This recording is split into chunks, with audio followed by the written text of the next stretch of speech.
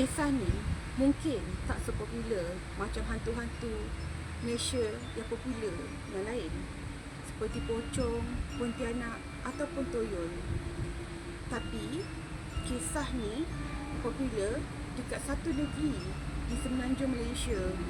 Mungkin aku tak boleh bagi tahu korang dengan secara detail dekat mana berlakunya kisah hantu ni.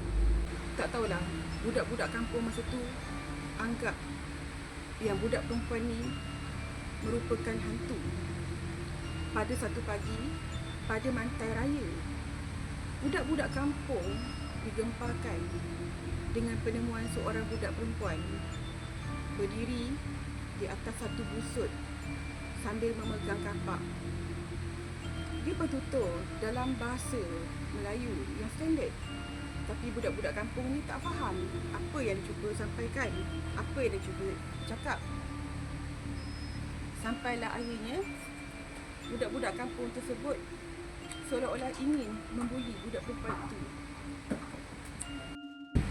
Salah seorang budak tersebut berkata, "Kau cakap apa ni?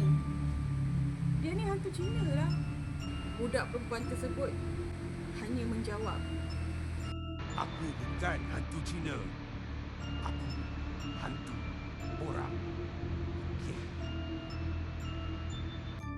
Ramai yang mentertawakan budak perempuan tersebut.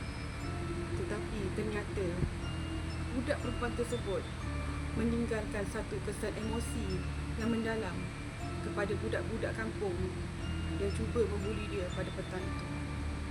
Dikatakan walaupun sekarang dah tahun 2026, ada yang mendakwa mereka masih terlihat terlibat hantu orang putih.